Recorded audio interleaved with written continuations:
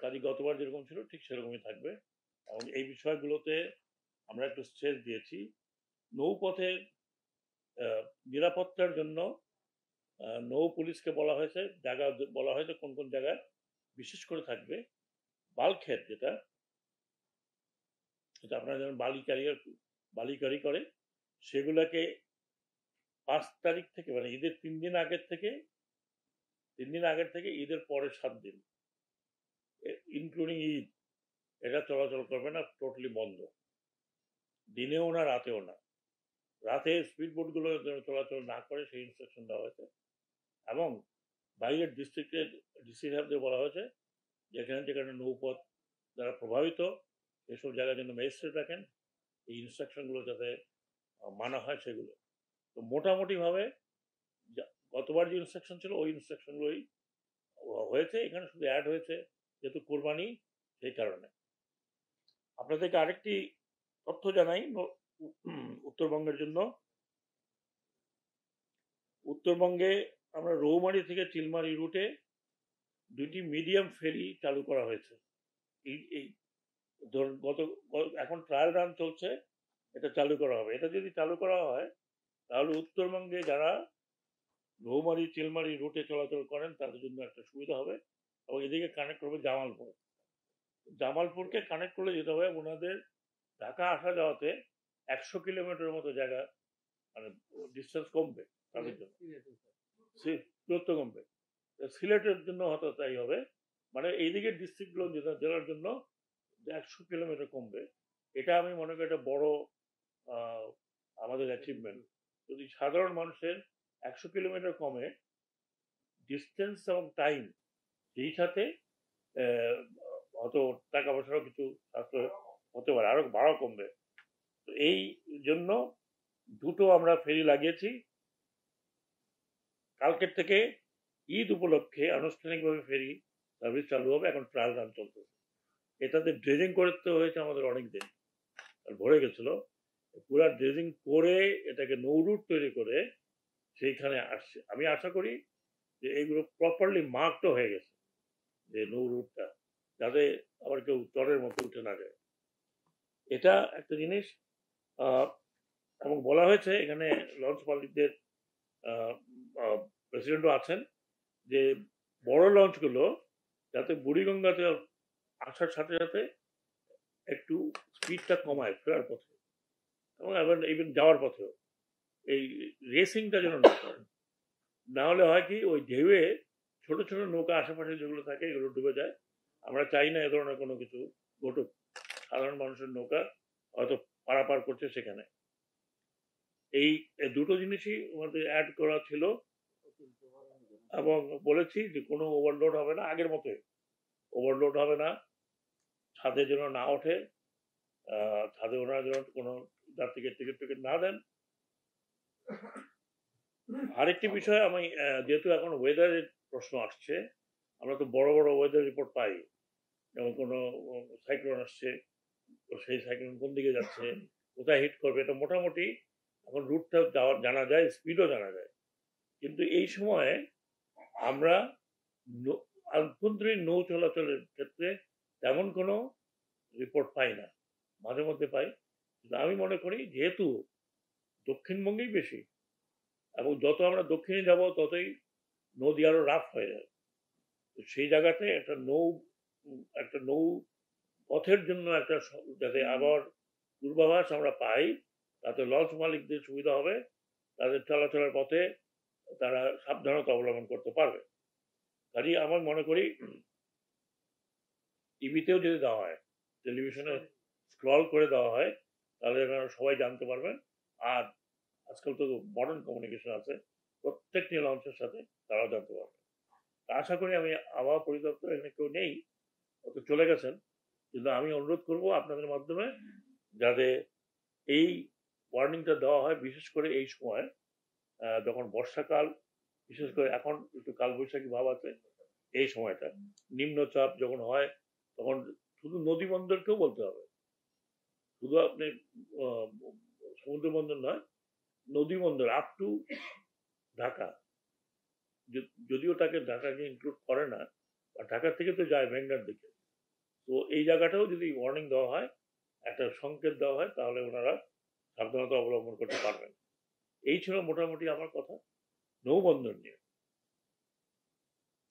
এখন আরেকটা বললে তো এটা ধামাচাপা পড়ে যাবে, কিন্তু বলতে হবে। ও দুইটাকে একসাথে যদি করেন, আলাদা আলাদা করতে হবে। না না, আপনার একটা আরেকটা হেডলাইন বানায় এটা বাদ, যদি এটা খুবই ইম্পর্টেন্ট। আচ্ছা, আরেকটি হলো, আপনারা জানেন গতকাল আমরা এখানে বসেছিলাম, শ্রমিকদের কিছু কিছু কিছু কিছু কিছু গার্মেন্টসের শ্রমিকরা এখানে এসেছিল। তারা যমুনা যেতে চেয়েছিল, শ্রমভবন ঘেরাও করার কথা ছিল। এখন মুশকিলটা হলো যে আমি তো ফ্যাক্টরি চালাই না, ফ্যাক্টরি যারা চালান বা ফ্যাক্টরির সাথে যুক্ত হচ্ছেন শিল্প এবং বাণিজ্য, ঘটনাটা আমার ঘাড়ে এসে চাপছে, শ্রম মন্ত্রণালয়ের ঘাড়ে। কালকে আমরা অনেকক্ষণ মালিক, দুই চারটা মালিককে নিয়ে বসছিলাম এখানে। এখন সিদ্ধান্ত হয়েছে যে ওনারা ওনাদের ঘর বাড়ি বিক্রি করে আমাকে 28 তারিখের মধ্যে টাকা পয়সা দেবেন, আমাকে না, তাদের শ্রমিকদের টাকা পয়সা করবেন। আর যদি না করেন, তাদের জন্য আমরা হুলিয়া জারি হয়েছে, মানে ওয়ারেন্ট জারি আছে, দিল বি অ্যারেস্টেড। ওয়ারেন্ট জারি না যাদের প্রায় সবার নামই হয়েছে, যারা যারা এই এই এই এখন এই ব্যবস্থার মধ্যে আছেন, ওয়ারেন্ট যাদের নামে জারি হয়েছে তারা বিদেশে থাকলেও আমি অলরেডি পাঠিয়ে দিয়েছি ওয়ারেন্ট সহ, যে তার বিরুদ্ধে রেড অ্যালার্ট জারি করতে। শ্রমিকের পয়সা দিতে হবে, এটা বাড়ি বিক্রি করে দেখ, আগেও বলেছি, গাড়ি বিক্রি করে দেখ, যা খুশি তাই বিক্রি করে দেখ। যে চালাতে পারে না ফ্যাক্টরি, যে শ্রমিকের বেতন দিতে পারে না 2 মাস 3 মাস, তার তো এই সেক্টরে থাকা উচিত না। এখানে অনেক ভালো ভালো লোক আছেন, না হলে আমাদের গার্মেন্ট ইন্ডাস্ট্রি আরো বাড়ছে, তাদের রপ্তানি। তাই যদি হয়, তাহলে এই কিছু কিছু লোক ফ্যাশন করার জন্য বা সময় নষ্ট করার জন্য অথবা নাম লেখাবার জন্য আসেন, তারা প্রকৃতপক্ষে প্রকৃত করে লাভ নেই। এভরিবডি, সবাই খুব জরুরি দরকার, ভীষণ জরুরি দরকার। ওকে, তো ইমিডিয়েটলি দু চারটা নাম মনে পড়ছে। টিএনজেড, তার বাড়ি বিক্রি করার কথা বলেছি, আজকে কালকের মধ্যে বাড়ি বিক্রি না করলে উনি জেলে যাবেন। ওনার কাছ থেকে আরেকজনের নিয়ে তারপরে বাড়ি বিক্রি হবে। মাহমুদ গার্মেন্টস, কালকে আমি এখানে বলেছি, ওনার কি 7 কাঠা জমি আছে না কি আছে, বিক্রি করতে হবে। একই ধারে আরো কয়েকজন আছেন, মালিকদের আমি অনুরোধ করছি, যেভাবে পারেন আপনারা হয় টাকা পয়সা শোধ করেন, অথবা আপনাদেরকে জেলে যেতে হবে। এবং আমি এটা ধমকি দিচ্ছি না, ওয়ারেন্ট জারি আছে, আমরা ওয়ারেন্টটা এক্সিকিউট করছি না। আর বিদেশে যাওয়ার কথা কালকে আবার বলেছি, not a single person would leave. কয়েকজনকে আমি বলেছি আপনারা ঢাকা শহর ছাড়তে পারবেন না, এটা মাসের পর মাস, বছরের পর বছর ওনারা কেন বেতন দেন এর মধ্যে? তাদের, তারা বলে আমার তাদের ফ্যাক্টরি চালু আছে, কেউ বলে আমার গ্যাসের সংকট, এগুলো তো অনেক আগে ছিল। এখন এসে কেন এই শ্রমিকদের ফেস করতে হবে আমাকে? শ্রমিক ভেতরেও বলি, ভাই আপনারা আমাকে ফেস করলে আপনি, আমি সরকারি 1 পয়সা দেবো না, not a single Penney for the government. যা দেওয়া হয়ে গেছে দেওয়া হয়ে গেছে। সেটা যদি আপনাদেরকে কেউ বলে অমুককে দিছে, সেটা অন্য ব্যাপার। এখন আপনাদের ইন্ডিভিজুয়াল মালিককে ধরেন, ওই মালিক তো জেলের মধ্যে। এখন আপনার ইন্ডিভিজুয়ালরা আছে, বিদেশে আছে, কেউ বিদেশে থাকে কিভাবে তার টাকা পয়সা না থাকে? শ্রমিক ভাইরা, আপনারা এখানে এসে কোনো লাভ হবে না। আমি যা করার করে দিয়েছি, এবং আমার ক্ষেত্রে সিম্পেথেটিক মানে আপনি পাবেন না আর কেউ অন দ্য টপ। তো আমার যা করার আমি করছি, এবং আপনারা আসলেও করছি, আপনারা না আসলেও করছি। শুধু শুধু এখানে আপনারা এসে বসে থাকেন আর আমাকে যদি বলেন ধমকি দিয়ে, আমি ধমকি তো নেবো না। আমি যা করার করছি, আপনি যদি বলেন না 38 তারিখ মানি না, না মানলে না মানবেন, সব টু ইউ। বাট একটা আমি বলেছি 30 তারিখের মধ্যে আমরা ব্যবস্থা করছি, মালিকদের ধরে নিয়ে আসবো। অতীতে এমন হয় নাই, কাজেই ধৈর্য ধরুন, আমরা চেষ্টা করছি। আমরা যদি বিফল হই তখন আপনাদের বলবো যে এখন মালিককে ধরুন। মালিকরা এখানে এসে ফুর্তি করে যাচ্ছে, তাদেরকে কিছু বলেন না। অনুরোধ রইল যে ধৈর্য ধরুন। আমি কালকে এখানে সন্ধ্যা 7টা পর্যন্ত বসে আপনাদের বিষয়ে আলাপ করেছি। ইনশাল্লাহ আমরা চেষ্টা করব যাতে অন্তত আপনারা ঈদের আগে আপনাদের হাতে টাকা পয়সা আসে, পুরো না আসলেও কিছু যাতে আসে। ধন্যবাদ।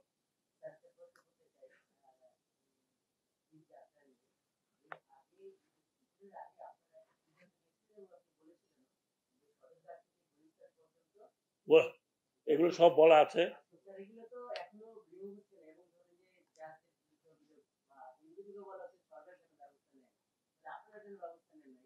ওনারা সরকারে আসলে ওনারা ব্যবস্থা নেবে, দেখি ফুটপাত থেকে লোক উঠাইতে পারে কিনা। এগুলো বলে তো কোনো লাভ নাই তো, সিটি কর্পোরেশনের কাজ। আর ফুটপাত থেকে তো আমি বলেছি ফুটপাতে নিচে যেন না আসে। আমি এদেরকে উৎখাত করে তাদেরকে কোথায় নিয়ে যাবো বলেন?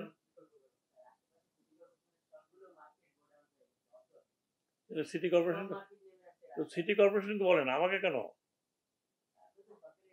তো সরকারের অংশ বলে সরকার সবকিছু করবে, তাহলে কর্পোরেশন দরকার কি? তাহলে ওর দরকার নাই। মেয়রকে বলেন এই অফিসে, এটা মেয়রের অফিস, বলেন দেখেন তো আমি সিটি কর্পোরেশনের থেকে বেশি ভালো করতে পারি কিনা। ওরা আসেন কেন ওইখানে? ওখানে সিটি কর্পোরেশন বলবেন যে কেউ নাই, আছে, অ্যাডমিনিস্ট্রেটর আছে, তার তার কনজারভেশন অফিসার আছে, কনজারভেটিভ অফিসার, তার এতগুলো অফিসার আছে, তারা কি করে? তাদের কাজ খালি পয়সা লেনদেন, তাদের কাজ করে না। আমাকে কেউ করে না, আর সবই আছে, সবই আছে। সরকার অবস্থান তো আপনাকে বললাম, যেমন ফুটপাতে বলছি, ফুটপাতে থাকো, ফুটপাত আমার না, রাস্তা থাকতে পারবো না, রাস্তা নামতে পারবো না, ওটা ওখান থেকে ফুটপাতে উঠাই দেবো। আজকেও তাই বলেছি, বাস থাকতে পারবে না রাস্তার উপরে।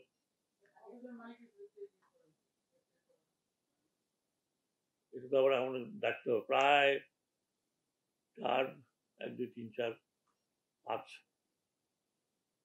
বাকি আরো হবে, মাত্র মামলা হচ্ছে শ্রম আদালতে। আর কিছু? ওকে, থ্যাংক ইউ।